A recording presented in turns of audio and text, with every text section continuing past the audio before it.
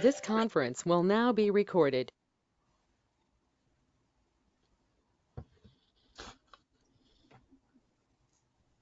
It is 7:01 on Monday, February 7th. We're going to go ahead and call this REMSCO meeting to order. Ann, could you come online to do the pledge, please?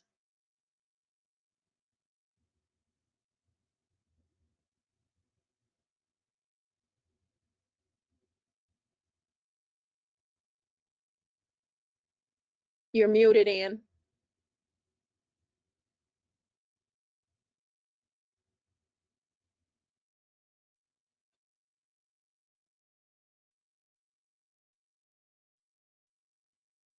The program would not let me unmute while I was in the process of sharing my screen. I'm sorry. That's okay. Folks, we have this GoTo has gone to a new platform, and we kind of struggled during the remap. We're going to see how it goes for this. And if it's not well, we'll probably look at going to a different platform so that we don't experience problems. At this time, All right. I'd like to ask everybody to stand.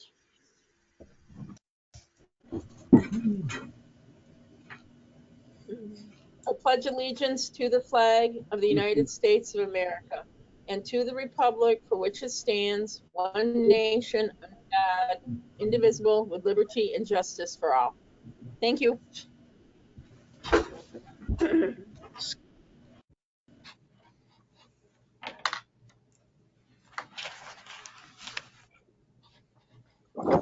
The minutes from the October 25th meeting were mailed out to you. I have one correction, and I don't know if anybody else has any, but the enforcement list name to appear there, and they do not. So we need to get that added in.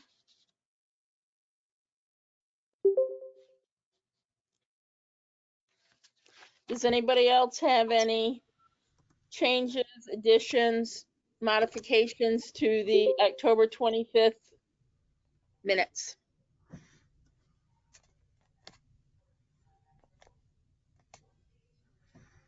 Hearing none, could I have a motion to accept with the addition of the enforcement list numbers appearing?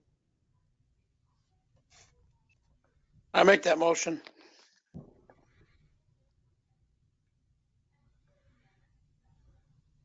I'll second.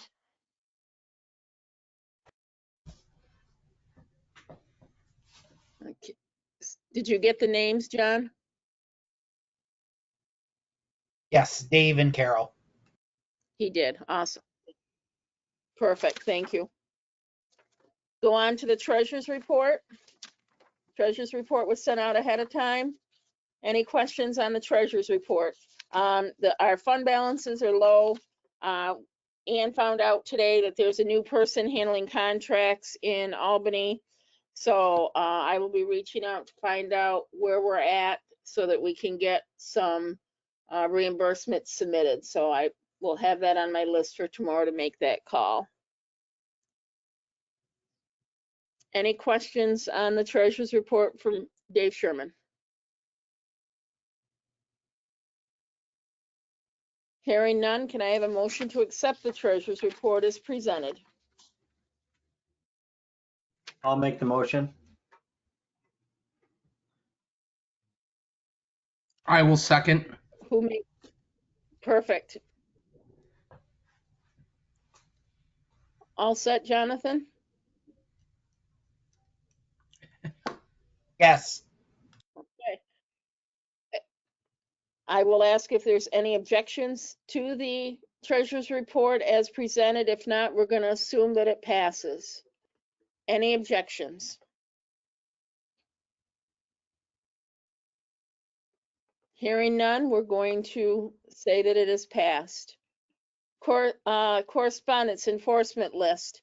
So I did hear from a couple of you after the last meeting with how long it takes to review those. It does specify they have to be read into the minutes. However, what I've done is I've put them in an Excel file, and we will just put them up there and have the minutes reflect that the enforcement list from our last meeting to date was available for people. So Ann, try to bring that up if you can.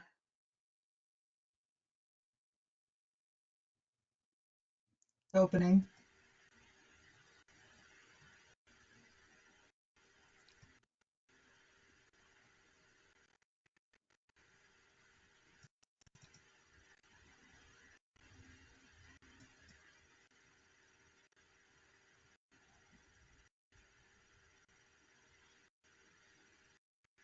This is the problem we ran into, is their sharing platform is not working very well. It takes forever to come up.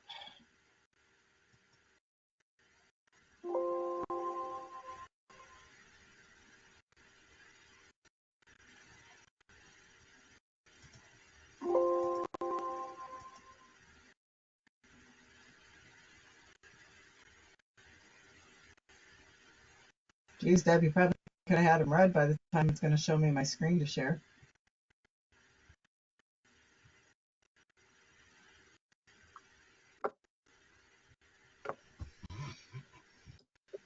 What I will do before the next meeting is have Jonathan email them I out, got it up. and we'll that was given to everybody. So that to show that everyone will have that. So there are the dates since our last meeting on the 25th. The last one was through 12/27. There have not been any that have been provided to us for this year. The case numbers, the name of the provider or the agency, where they're located, what the violations were, and what. So take a second, take a look at that, and let me know if you have any questions regarding the enforcement list.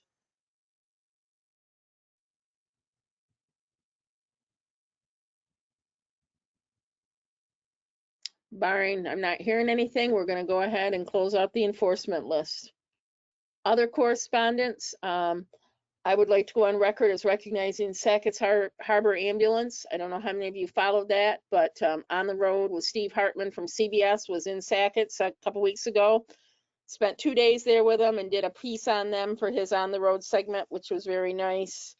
They got some young kids over there that are trying to make a go of it. And I have 3 of them in my advanced class right now, so they're really trying to turn things around over there. So kudos to them for that great recognition. Anybody else have any correspondence?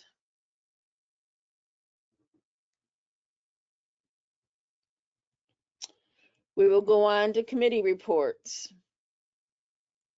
Air Medical, Rich. We did not have a meeting this quarter. I am kind of waiting for us to get our ducks in a row here on Fort Drum because we have some changes coming to our policy and our procedures about supporting the community. So we did not have a meeting this quarter. I know Colleen is on, and I believe there's Emily, I believe, from Mercy Flight. So Colleen, anything that you would like to share with the group? Good evening, everyone. I sent over our year-to-date information, or 2021 debt information for the North Country. And also, I just wanted to let everyone know that Watertown is currently carrying blood. They're carrying 2 units of O negative and 1 unit of FFP. And our Potsdam fixed wing will be carrying the same blood products within the next 2 weeks. And in about 4 to 6 weeks, we will be receiving our new aircraft in Watertown. It's an EC-135 IFR. When that comes, of course, we would love to be able to do some landing zone training with everyone because it is a different airframe. And I also know that we will be collaborating with Fort Drum, and maybe we'll be doing some dual LZs with their aircraft and our aircraft. But other than that, that is all I have to report. Anybody got any questions for Colleen? They put out some excellent brochures with the blood thing. I shared that with my group down here, so those were very nice to put together. Thank you. Emily, would you like to introduce yourself and share anything with the group? Yes. Hello. Sorry. My lighting's not great today, but I am the new outreach coordinator for Mercy Flight. I have not met most of you yet in person, but I look forward to doing so. Just a couple updates for us. We are working as quickly as possible to get blood on all of our aircraft and all three of our bases. And then just another note, we have a couple of upcoming education opportunities. One is going to be virtual through our webinar in March. I think it's the 23rd. So keep an eye out on our social medias for registration for that. If you're on our email list, it'll come through there. If you're not and you want to be, feel free to get a hold of me. And then other than that, all is well. We're just staying busy. Thank you. Any questions for Emily on Mercy? No, I just received the year-end report from Mercy from Dusty, so we will send that out. I forgot to mention on that, but yes, she did just finish them a couple minutes ago and send them out. So I'm glad you got it. Thank you. We'll get that shared with everybody. Auditing, everything is in line there. We did get things sent to the accountant. We had to do a 1099 NEC for Dr. Delaney, and that has been taken care of. Ron, bylaw. We had a meeting some time ago, and while I've tried to pull the committee together, there seems to be some issues, and it hasn't got much done. And did reach out to me on that, and we'll see if we can't get them back on task so that we could have for our April meeting, so that we could have some, if any changes to the bylaws are needed, have that for that meeting. Sounds like, Go ahead, Ron. yeah, it sounds like a plan, that if we can get the committee back together, but there's been issues. Yep. CON, there are no outstanding CONs. The money for both the CONs that we had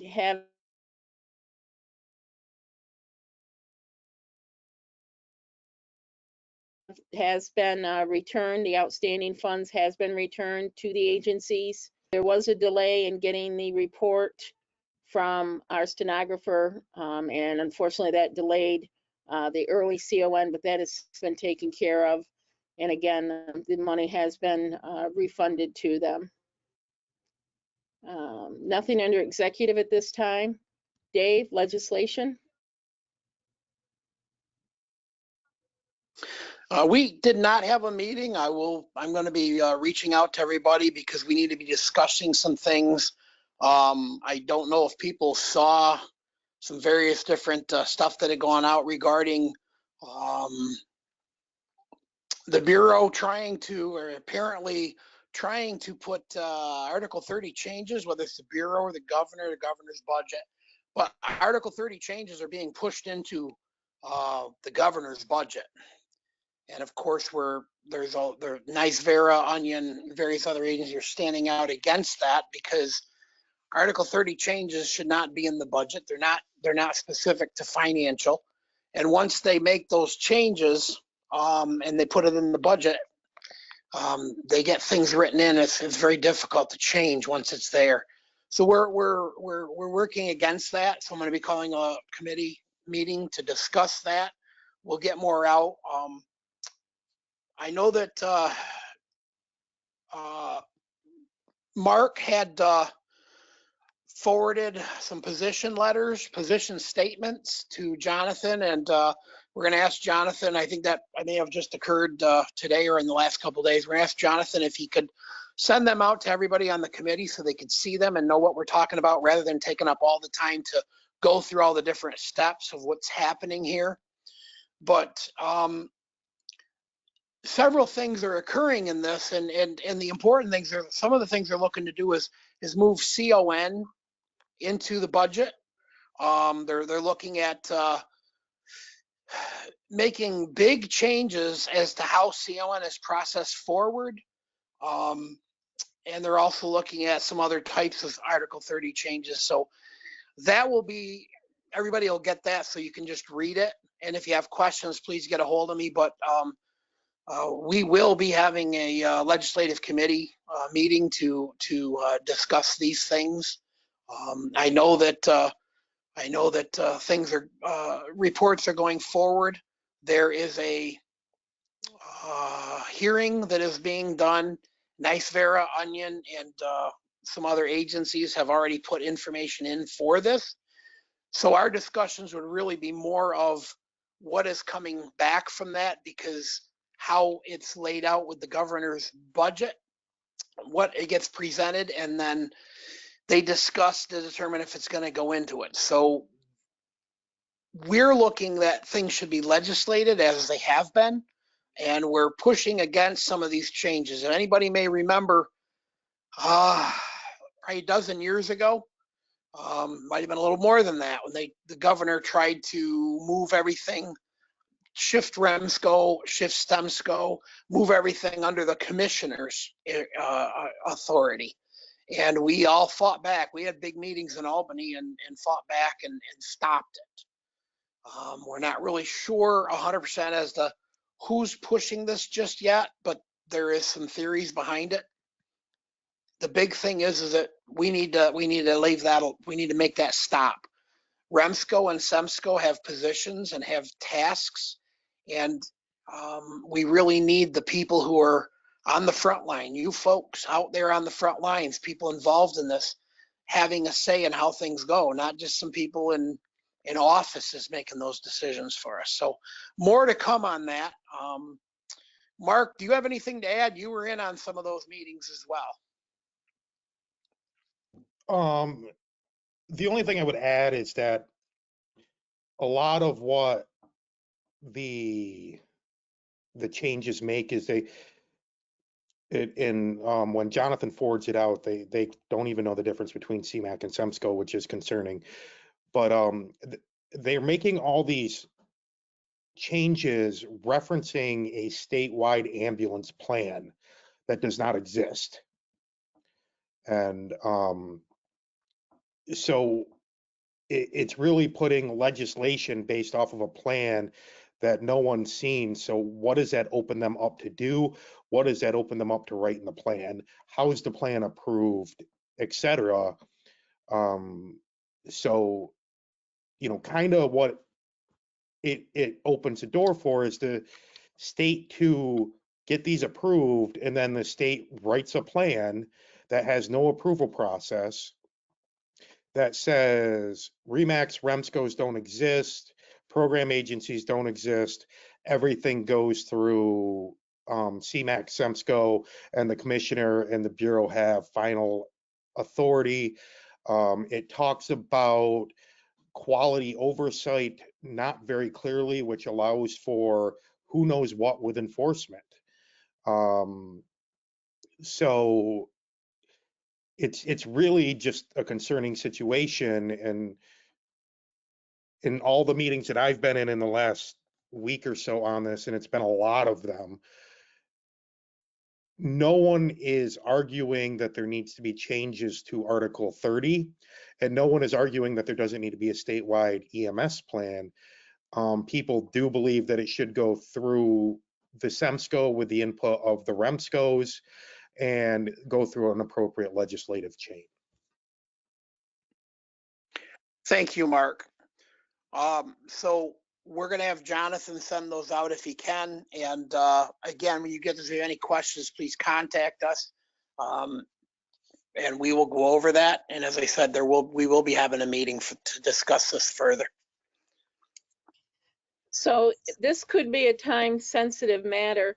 Do we want to have the approval of this council to have a letter come from me as the chair outlining our concerns, if we need to do that, since we don't meet again until April, to make sure that our views are shared? I would ask that would be something that we could do. So is it okay if I make that motion? Does it need to be a motion, Deb? It probably should, because it's going to go out on our letterhead, and it's going to, represent our stance. And I would hate to think and have anybody think we're misrepresenting how they feel. Well, then I would request or make a motion that we do have the chair of our REMSCO send in a letter with our views on this, based on if people look at this and review it, have questions and comments and what comes out of this, because it will be a time-sensitive matter. I'll second that motion.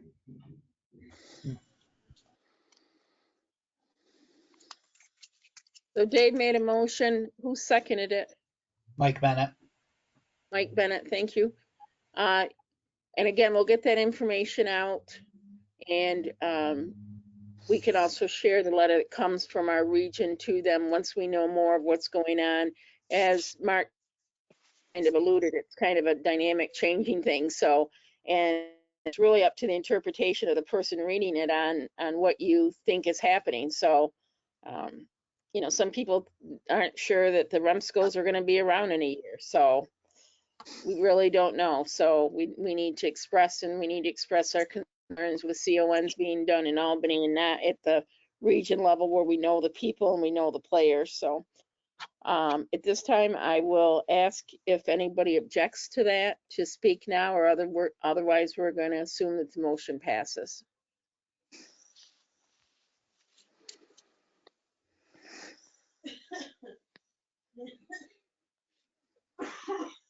Not hearing anything, we're going to move on. Membership, Karen is ill and is not with us tonight, but next week we'll be sending out some emails. Some people's memberships are scheduled to expire in April, so we'll be sending out, Karen will be sending out a letter asking you your intentions if you plan on staying or not. So please, we'll get those out, like I said, next week. I'll work with Karen to make that happen. I don't know, Ann, if you have that list right there, if it would be easy to pull it up so folks can see, or if that would be a struggle for you with the problems we're having with this system now.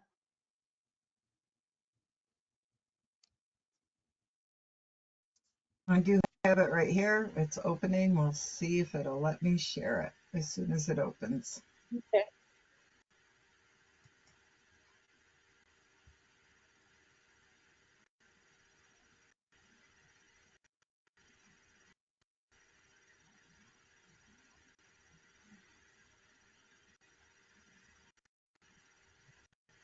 And it does not seem to be wanting to come up, so we'll read the names. So expiring in April of 22 is Robert McKenzie, Lance Ronas, Carol Munch, Ron Smith, Larry Gerard, Mike Bennett, Bruce Wright, James Barr, Mark Devers, Roberta Simpson, Josh Levesque, Mark Tuttle, Dottie Suter, Neil Rivenberg, and I believe that's the end of the list. Okay. What do we have to do to say we want to stay on the council? Does it have to be in written? Call the Yes, office? I'm gonna ask Karen to send out an email to those people that we just identified, and just gonna ask that you send back a one-liner whether you're interested or if you would like to be removed, and that's how we'll do it. Is that going to be capable of being sent back email, or is it got to be snail mail? No, email. You're gonna get an email and you can reply to the email. Okay. On to nominating. This time I need to ask Dottie and Bobby Simpson to review and bring back at our annual meeting a vice president and treasurer. So Dottie and Bobby's on a call. She was hoping she was going to come up here to my office if she got back before we ended. So the positions of vice president and treasurer are what we need to have nominations for our annual meeting. Mark, Pierre.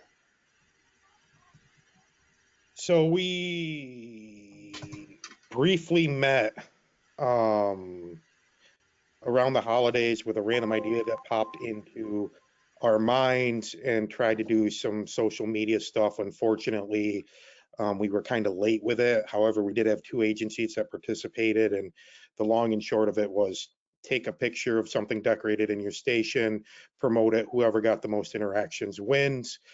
I believe Star Lake and Carthage were the only 2 agencies that participated, and Lance Ronas and myself are splitting pizza for, I believe, Star Lake, which is the one that we decided won. And it did generate actually a significant number of interactions for both agencies, which was the intent of it. Unfortunately, again, it was a random idea that popped into our head about December 15th. So I think we're gonna put it together a little bit better next year and get it out earlier so that agencies can participate. Because we do need to get the interactions on social media for visibility. And unless anybody has Mark, any is that questions, sorry. Mark, that's something you could maybe make some minor changes and get out for EMS week? That would definitely be something incredibly possible.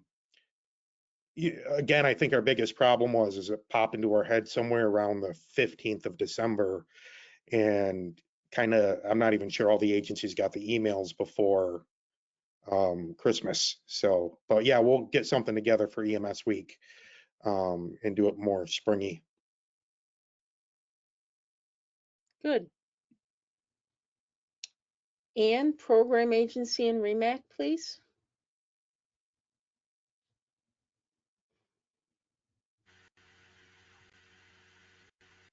So we'll see if this works.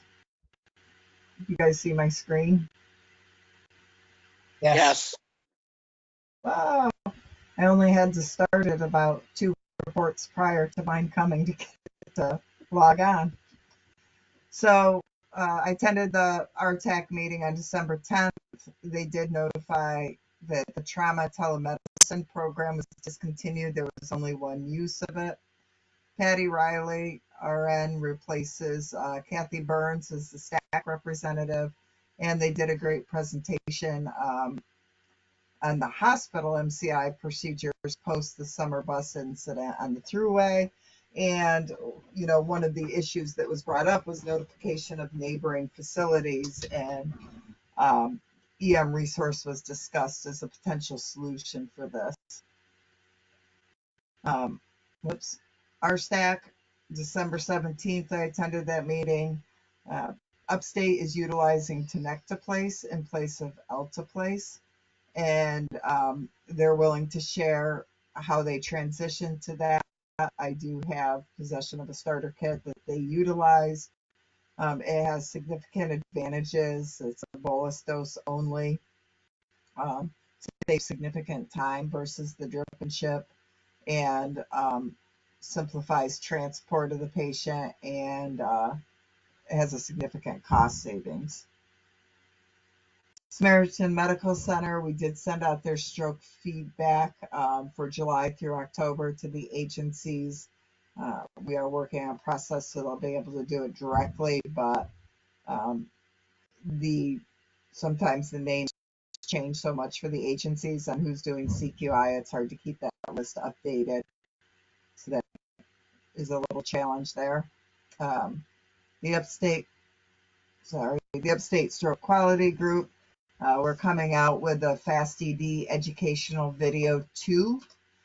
We have some incentives as before for the agencies, and looking at providing a FastED stroke scoring tool. The YouTube link for it will be in the video with our connection problems. I'm not going to try and play it. It's about a 5-minute education. We'll have an exam as before that providers can go in and do. So we're looking forward to that. I did at the REMAC present some stroke data as a follow-up to a previous stroke data that I had done, and it showed an increased use of the FastED in the North Country, but it did show some decreases in documentation of blood glucometry. So we'll be looking at that for maybe some education at Spring Fling. Oh, there's the list of agency renewals that have come across from the state level for their CONs. We have one AOSFR, and then the list of transporting agencies there. And I'm just going to flip through them quickly. If you have questions, please stop me. Medical director changes approved at the REMAC. Dr. Gray will be for Great Bend Fire Department. Dr. Howland for Norfolk. Dr. Heiss is working on retiring, and my understanding is she's going to be moving, so agencies are transitioning to new medical directors. And the same with Dr. Snicer, so Dr. Delaney will be Star Lake's new medical director. Those were all approved. Rensselaer Falls Volunteer Rescue Squad was upgraded to paramedic level from critical care pending inspection by the program agency. And there's the updates on public access fibrillation. So Great Bend has already provided us with their updated pad application in lieu of being approved. And DeFerrier Fire Department was approved for BLS albuterol and blood glucometry. The health commerce system, we're still working on getting folks in, although the state has not corrected the corrections that we sent to them to correctly represent our agencies. And just a reminder to the agencies out there that they need to update contacts, or they may need to get somebody new into the HCS system if their contact changes. EPCR, again, we're 100% with our transport agencies. Most of our BLSFRs that were in the CME program did get on board.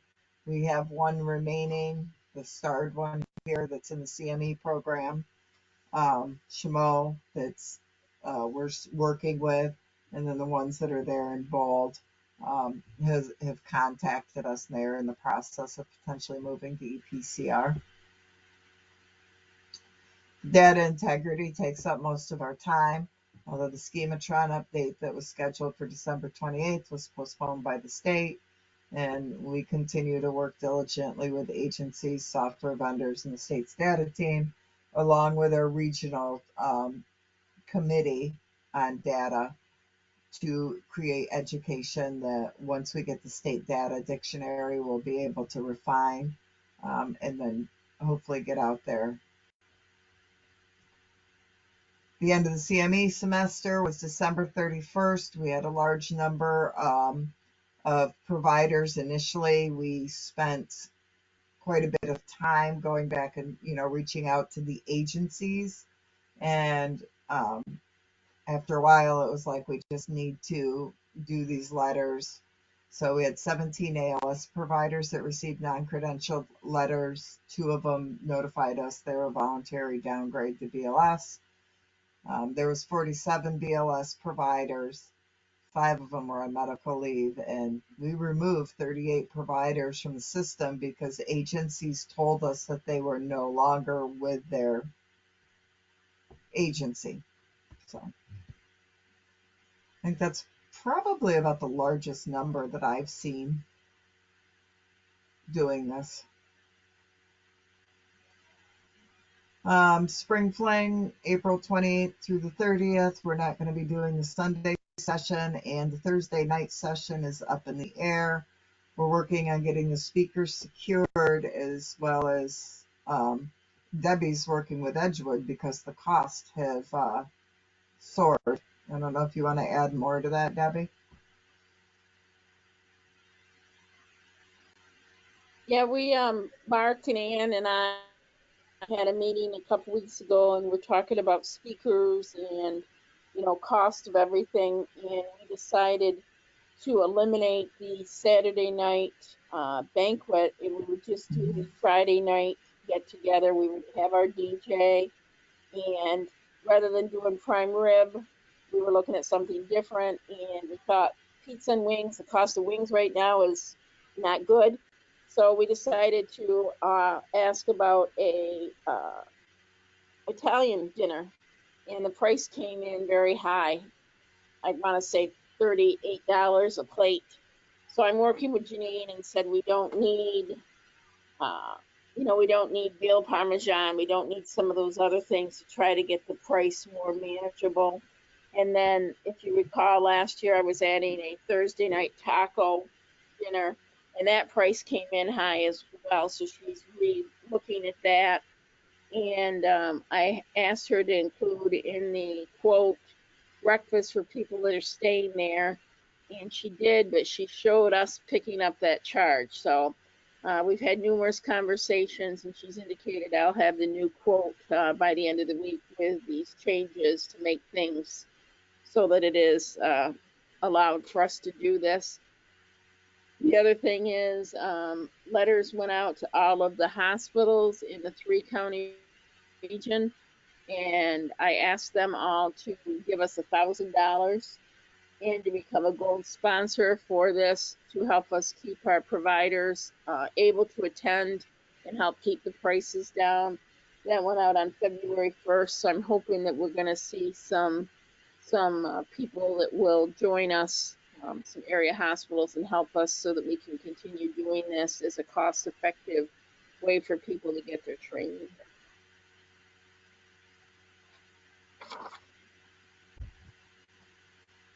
So the leadership conference that I reported on previously, we have 40 participants, and we have 7 from the North Country who are attending virtually. EM Resource is coming out with a version 4.0, which will be launched soon. They've just made some clearer and cleaner views for users, and the system is extremely easy to use, but it's actually easier to manage. It wasn't difficult to begin with, but they just made some good improvements to it, unlike GoToMeeting. So we're continually working to get agencies on so they can get any diversion notifications or information within the system. The state has purchased the EM resource, so the North Country will actually be a step ahead when the state puts it out for all agencies to utilize. We're not sure of exactly what the state's plan is yet with it, so we hope to learn more soon. That one's not supposed to be there. So I'm participating on the state quality metrics tag.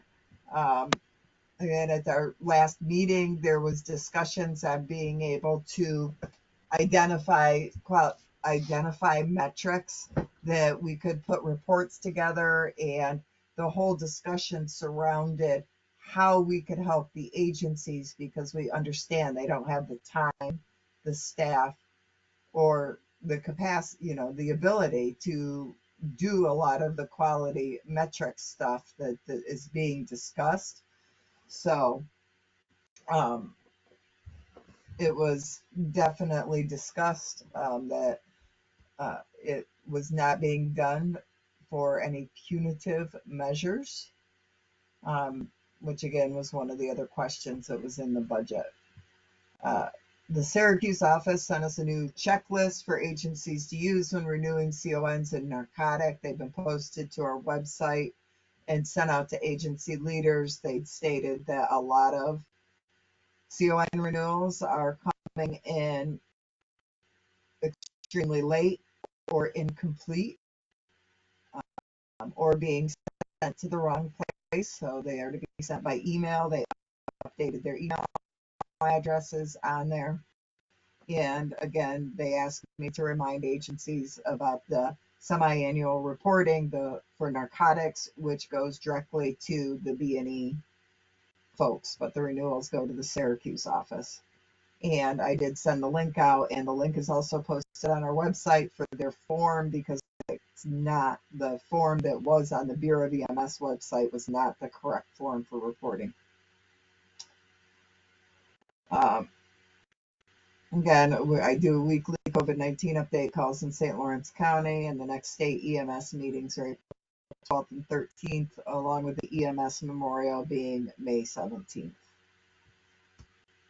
That's it for my program agency report, and I will summarize a few things at the REMAC that weren't on the report that we discussed. So the highlights are we discussed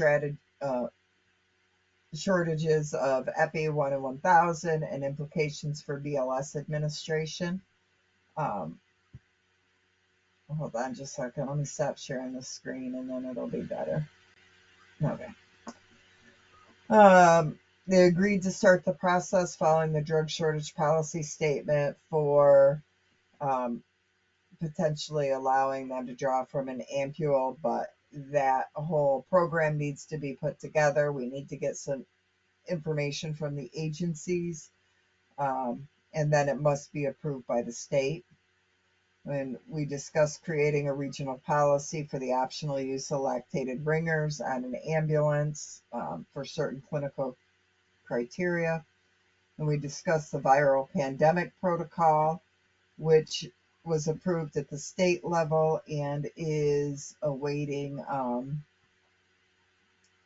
approval by the commissioner, but the protocol will have to be this is an edited protocol, and part of the edits include the local REMAC having to approve it, and the local REMAC making the decision as to whether med control is contacted or not if they choose the treat in place option. And the REMAC physicians were in favor of REMAC or of med control being contacted, but we would certainly have to get that education out to all of our medical control facilities. And they approved that current flight paramedics that are in good standing and have their training done for the air medical be accepted in lieu of regional CMEs. So we'll work on the verification process for that and getting that information out to the agencies. And they also, as more develops on the budget, agreed to kind of put together a letter in support of our concerns in the North Country. And I think I hit most of the highlights that we talked about at the REMAC. Any questions?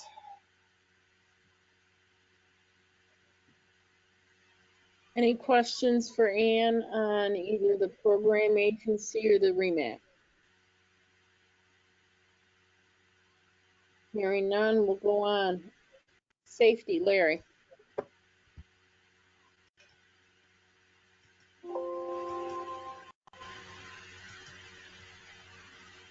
Come on.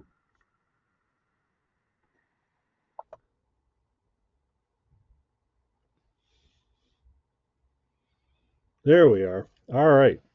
Had to get the mic turned on.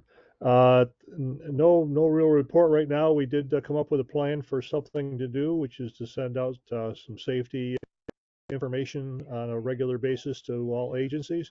We haven't met since then to talk them over, and we're certainly welcome anyone who has a concern they think should be shared. We could be the platform to get that out to everybody, becoming from the committee and from the agent or from the program agency. So if you got something like that, and we'll get together again here in the near future and see what we can do. I've been a little distracted with the busted ankles, so and that's been keeping my mind occupied. That's all I've got for now.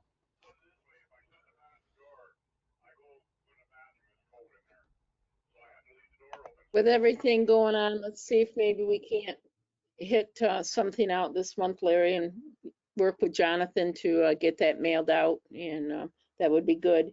And then what we could do is set up something on the website where we can just catalog them so people can go back and look at them. That would be good. Mark, REMSCO and CMAC. Right, we did have a very abbreviated CMAC and REMSCO meetings on the 22nd of January. Most of it was to push through a couple of changes to the viral pandemic, that protocol that Ann spoke about earlier was one of the big ones.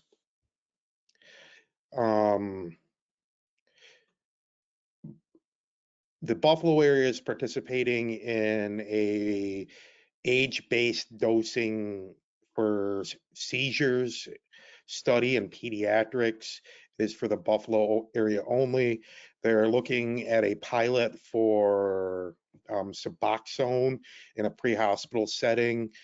A lot of the meetings were on the difference between a policy and a protocol, none of which has really been hashed out yet. And it was tied to two policy statements from Monroe Livingston. One of them was telehealth for geriatrics. The other one, which was the kind of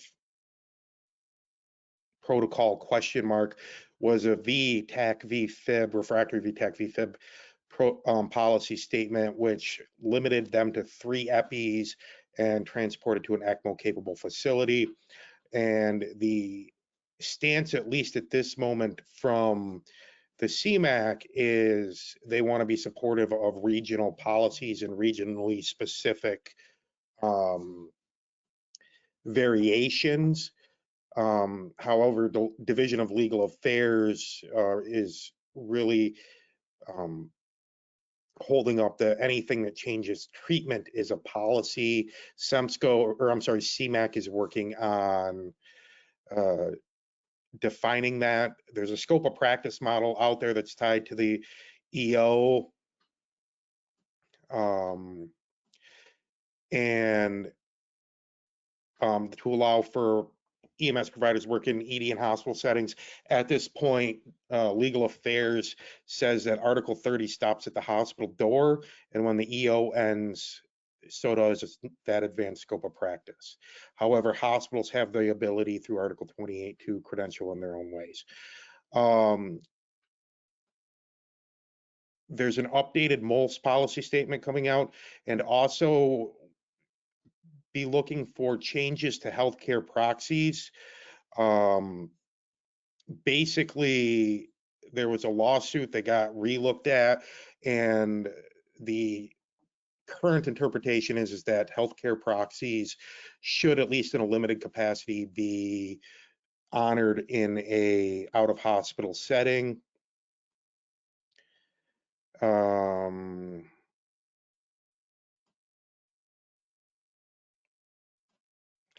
The good news is that we seem to be able to, the REMSCO chair and the CMAC chair seem to be able to get some meetings with the commissioner moving forward, which is about the only good thing in the state's budget.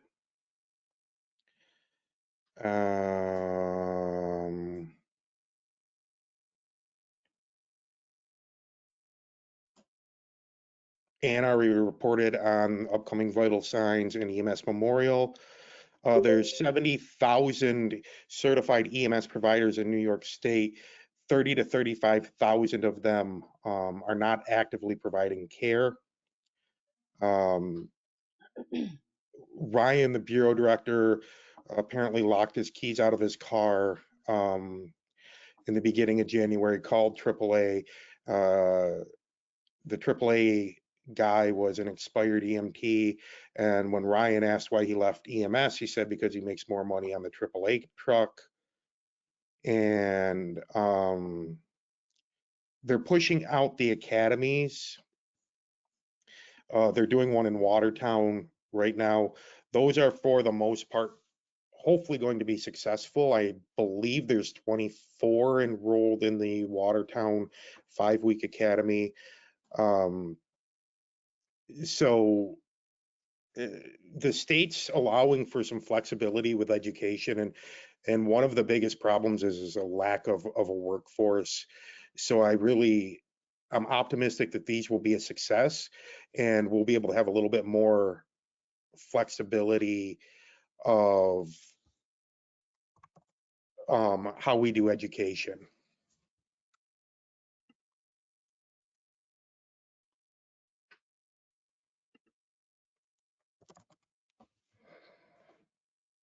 So I don't have anything else to report unless anybody has any questions, because Ann and Mr. Sherman stole half my thunder. So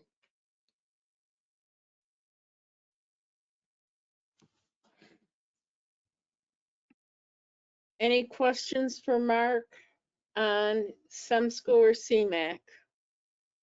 Ann, is there anything you would like to add?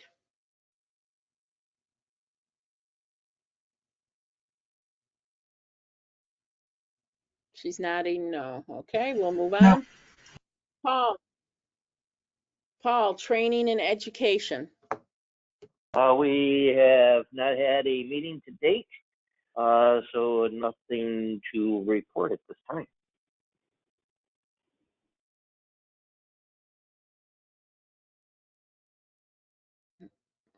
Don't we want to report on another place putting in for a course sponsorship for our county?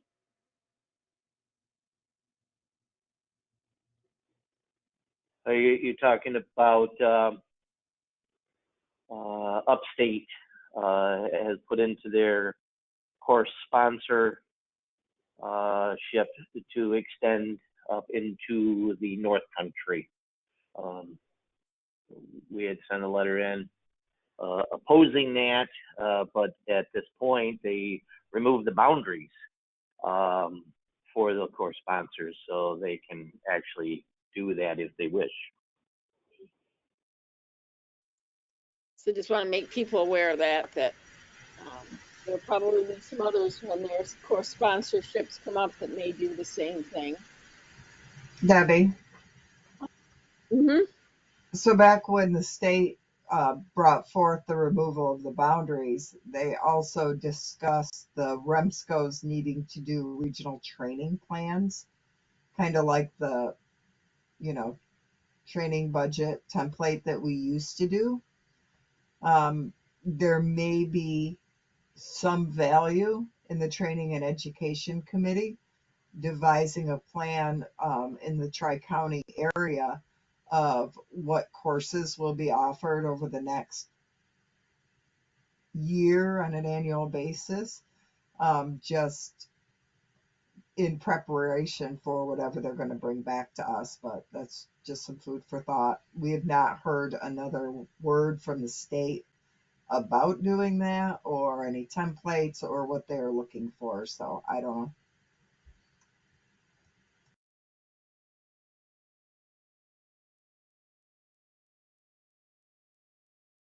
So that probably means we'll get a letter on a Friday afternoon at 4:30, and they're going to want it by Tuesday morning, because that typically seems to be the mode of operation lately. So, Paul, I'll work with you, and maybe we'll try to get a committee meeting together and start putting some of that, so we at least have a basis ready to go if we have to respond to that.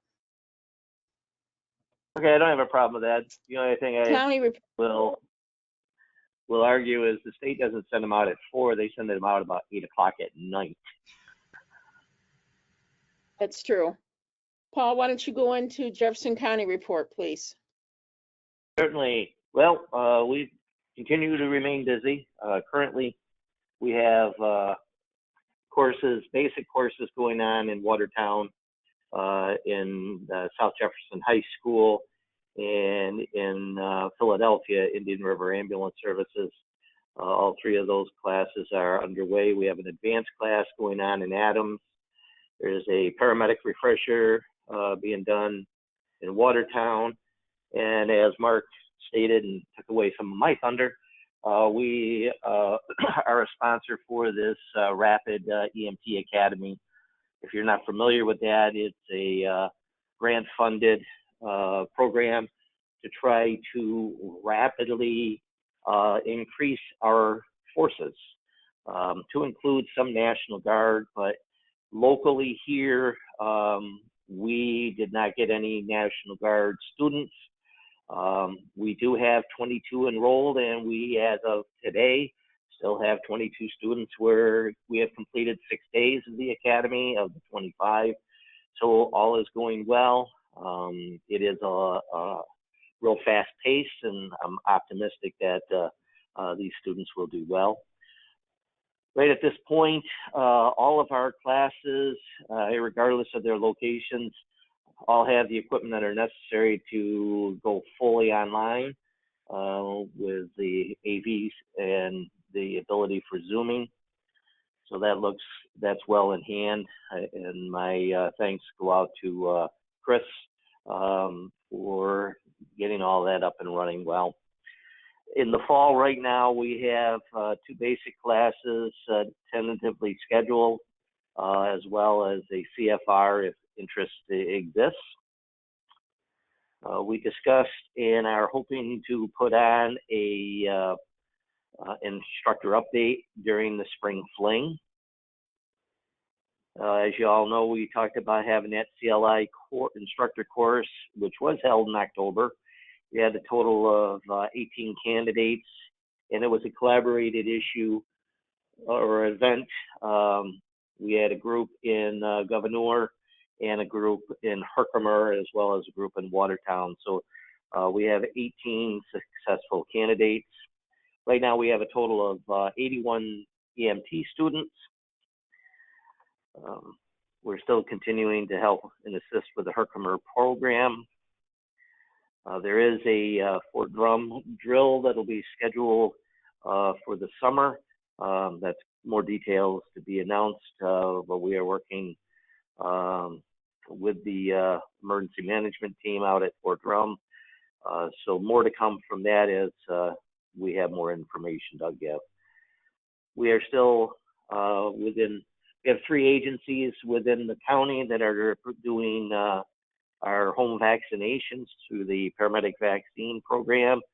And to date, we've done just over 650 home vaccines, which is pretty remarkable. We have, as everybody knows, our numbers are diminishing. With our end of year report, and this is less the commercial service or Guilfoyle, there was just slightly over 14,000 total calls within the county, which was about a 15% increase since 2020. And unfortunately, in that same time frame, we had a 46% increase of non-response. So that kind of bodes really not on the favorable side. And last, the Ems Advisory Board is up and running, and they have their next scheduled meeting on February 15th. And I'd be happy to answer any questions anybody might have. Paul, can you email me your report?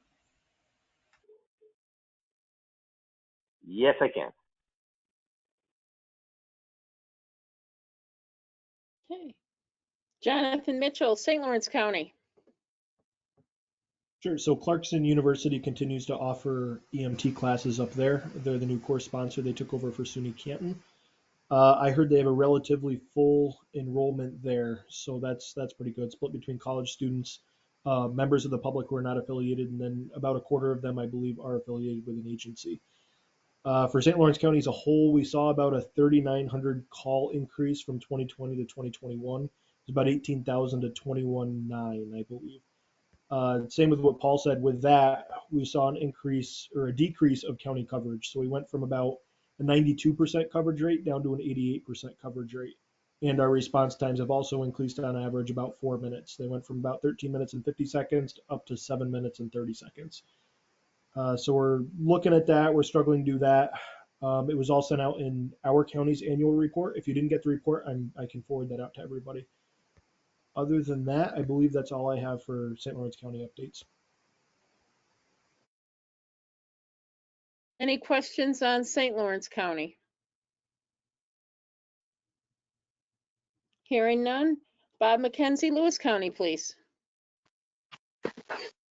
Okay, so Lewis has been quite focused on the EMS shortage throughout the county. And we've had some movement on it, albeit slow. Several legislators and the county manager have really started to engage in this, and there's now some local villages and towns that are starting to become aware of it, and they're eager to engage with us and try to work on fixes for this potential problem. Bottom line is registered within Lewis County in 2020 we had 72 total providers, including basics and paramedics, and in 2021 we're down to 66 basics, paramedics, and advanced providers. So the numbers are dismal. Hopefully we can get some classes and we can get those numbers up, at least for the basic side. So more to follow on that. We've started conversations and we've had several snowmobile fatals that have triggered some conversations throughout the county on who exactly is responsible for the field recovery of the deceased. Our EMS and fire agencies have usually been pretty gracious about hanging around for a little while and assisting with removing bodies from the trail, but now our investigations have gone from an hour to 3 hours. It's not appropriate to keep volunteer providers out in the field for that long and then continue to assist them. So we're kind of re-educating those folks on that. We've had had a meeting with Fort Drum, addressing the air medical situation. Working on some communication things right now. Hopefully we can start to utilize that resource as well for their rescue and cable and hoist capabilities, and possibly even air medical when there's none available. So we're continuing conversations with them, and hopefully that'll come to fruition and we'll start to get some forward movement on that. Last thing I had was tentatively scheduled for April 9th. And I do mean tentatively. There's rumblings out there that the SNRT run's actually going to occur in Lewis County. However, I have not seen the motorized vehicle application come by my desk yet, and I'm not sure if it's been filed for. But with 2 years off for the SNRT run, I would well imagine that there's going to be some people out there that are anxious to ride, and we'll see how that works out. It could be either really good or it could be really bad, but it all depends on how much snow we have. The more snow, the slower they go, the less accidents we have. So that's one time I will actually pray for snow. Other than that, the office is busy as always, and I'm always available for anybody who's got any questions and a report.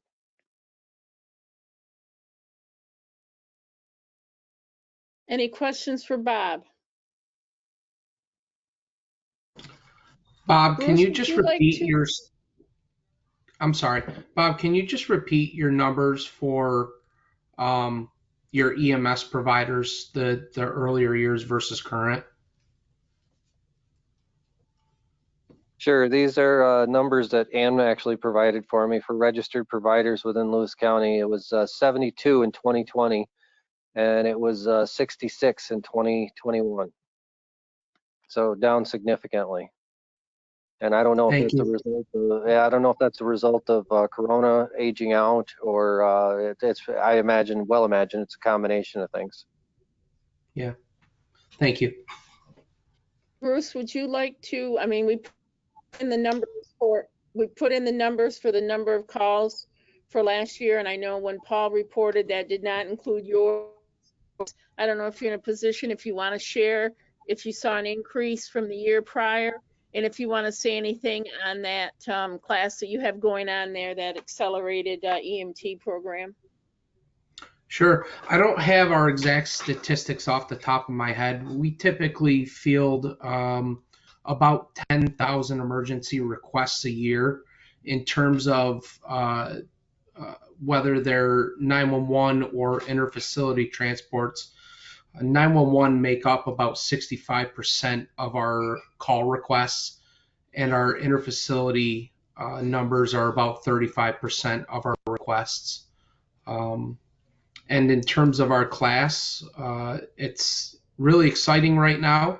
There's been some local media coverage in the Watertown Times, and also 7 News has also given some publicity towards this. Of the 24 people enrolled in the class, 11 people have been hired by Guilfoyle. We're paying them for attending this class and training in hopes that if they make it, there are full-time jobs waiting for them on the other end. I will say there are many young people involved in the class, and I think the dynamic for EMS is really changing from people like us that have been around for more than 10, 15, 20, 30 years working in the streets. Now you're going to have very young, new generation providers providing care.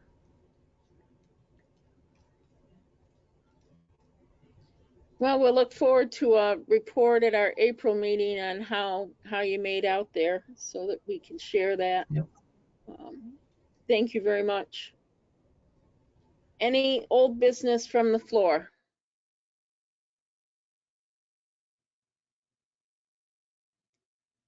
Moving on to new business, we've already discussed Spring Fling. I did want to point out that April 4th is our annual meeting. That is called out in our bylaws. So that date really should not be changed. But State Council is going to be April 11th and 12th. So what I'm going to propose is we have our meeting on the 4th, and then we'll ask that Mark and Ann maybe put together a written report that we can send out to everybody from State Council. And if there's anything major, we will schedule another meeting to discuss that in further detail at that time. And at the April, at the beginning of April, I'll send out a request for volunteers to help us with Spring Fling. We're able to help keep our costs down by we empty the garbage, we keep the rooms picked up between, we do the snacks and the refreshments, and so assistance with that would be appreciated. Does anybody else have any new business?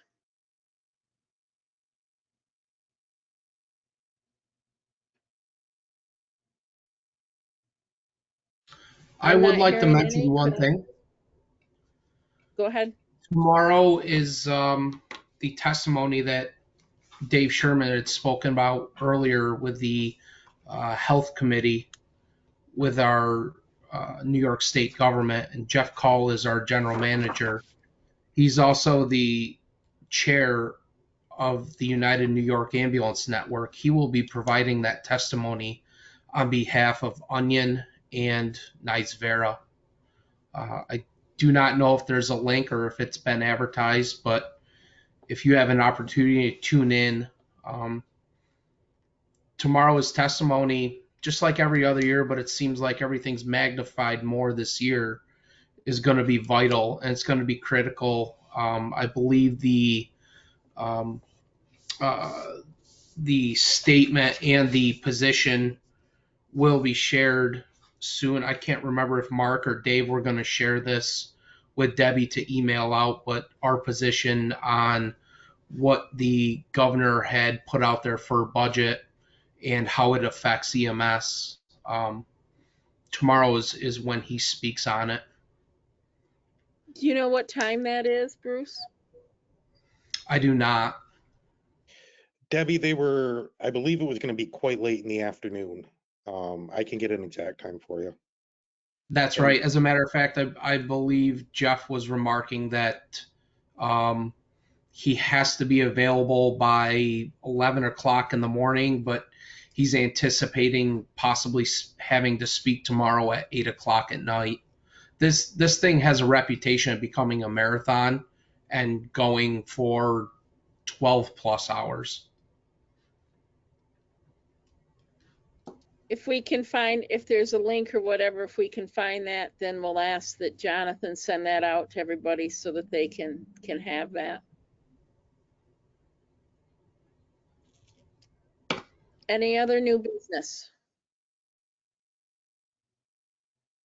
Hearing none, could I have a motion to close the meeting? I'll make that motion. I'll second it. Thank you, Ron. Seconded by, was that you, Mark? That seconded it? And seconded by Mark. If I don't hear any complaints, we'll go ahead and let you go. Thank you so much. Stay safe, and we'll be talking soon.